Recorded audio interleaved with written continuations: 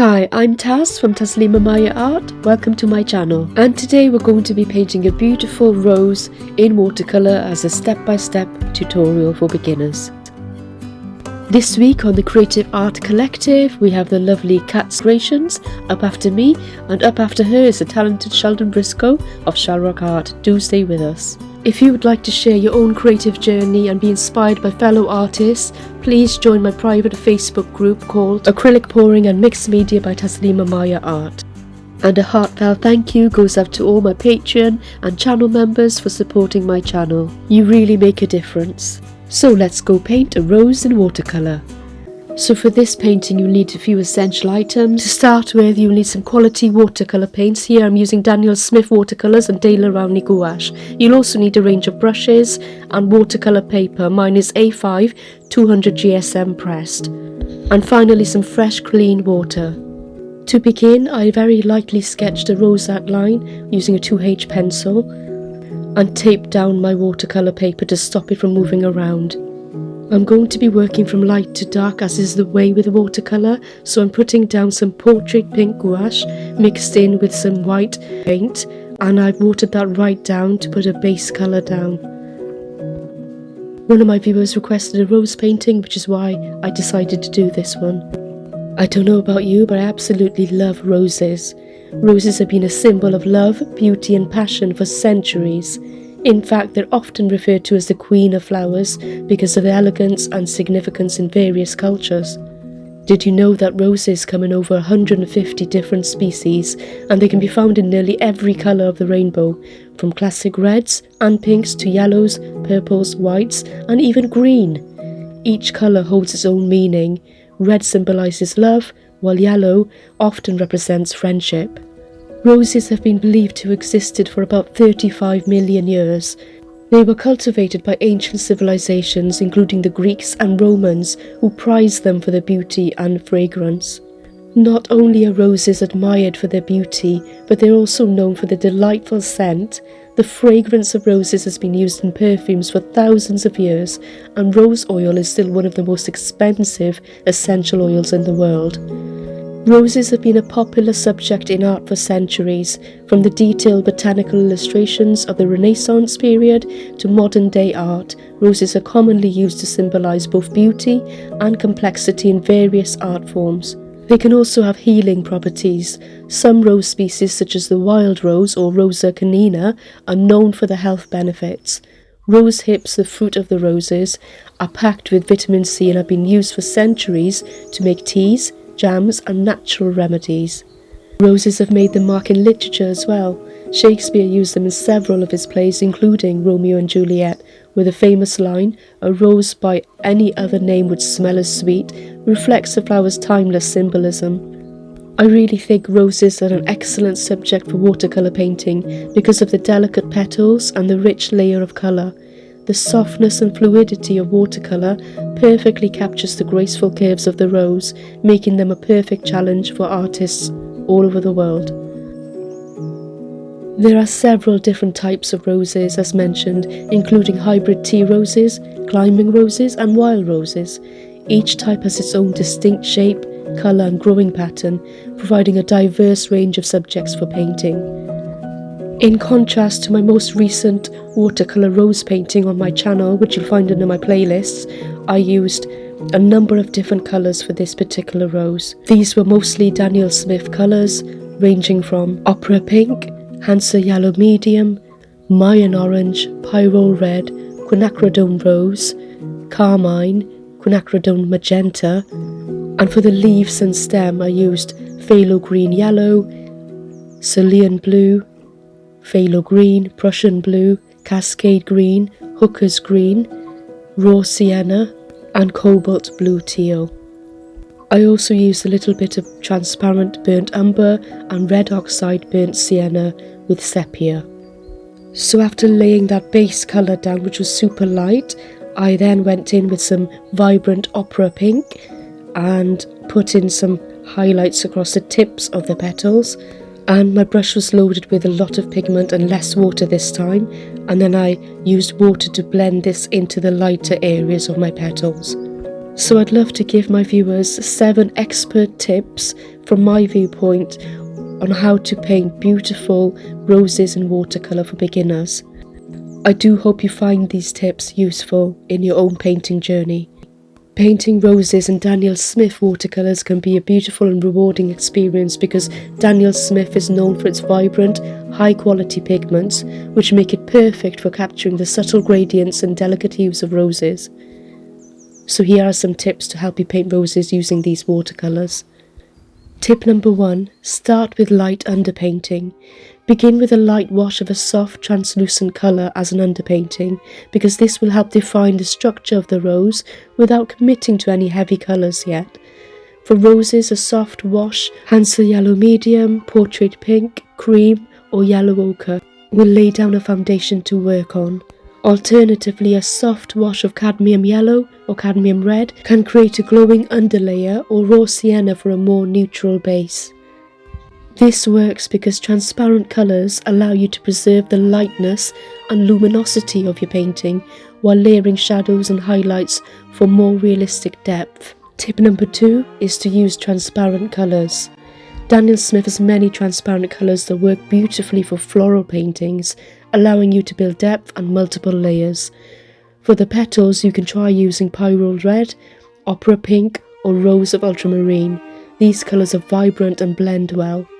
The reason this works is because transparent colours allow you to preserve the lightness and luminosity of your painting while layering shadows and highlights for more realistic depth. Expert tip number 3 is to use the wet on wet technique for soft flowing petals.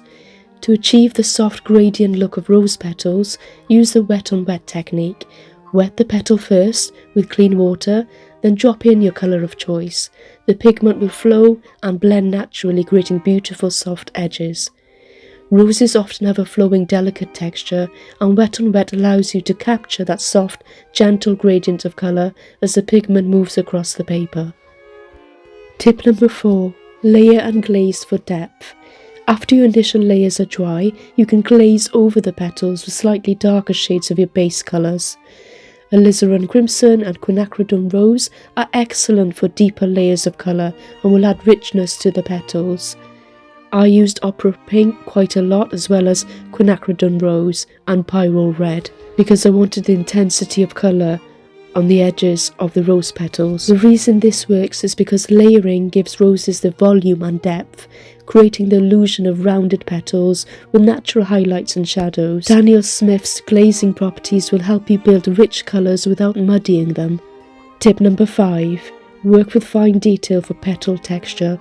For the fine texture of rose petals, use a small brush like a size 0 or 1 and add thin lines and veins. Add gentle strokes to define the folds and edges of the petals. The fine details will help capture the intricate texture and softness of the rose petals, making them look more realistic and alive. Tip number 6.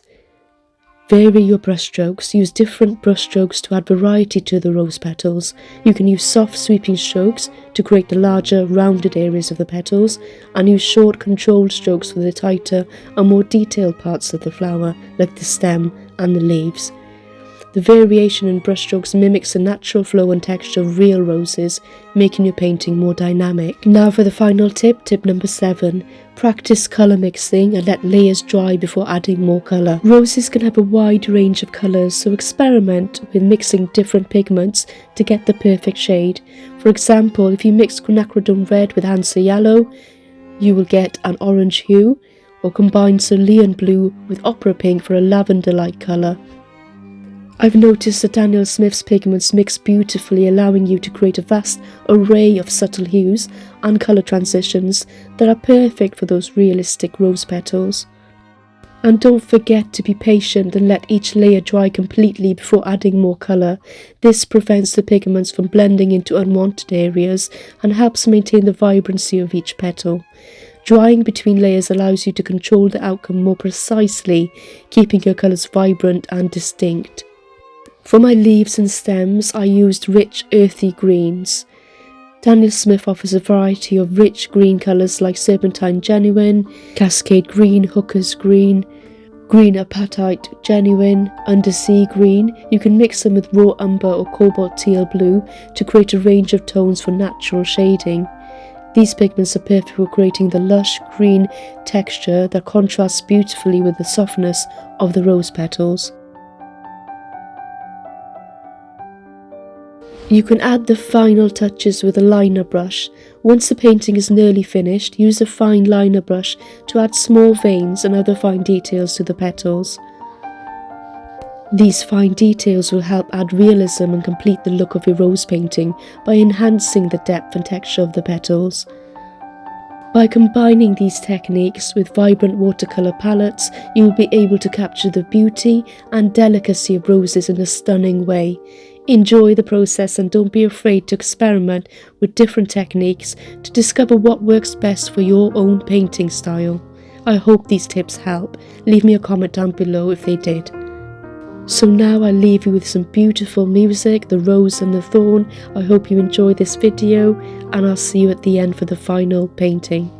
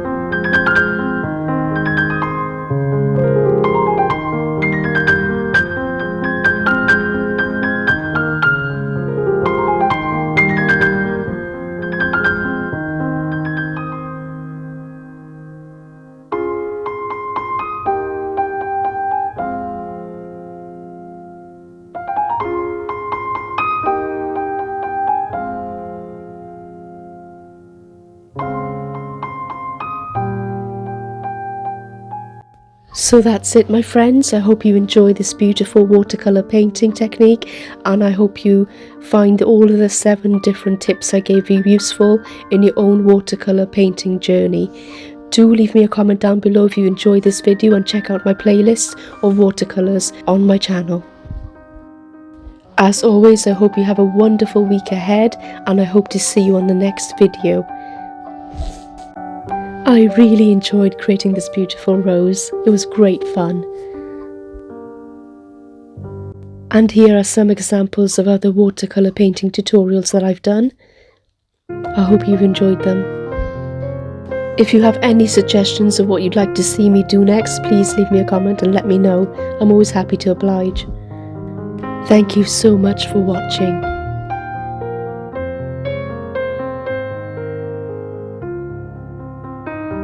Up next will be Kat's Creations. See you there.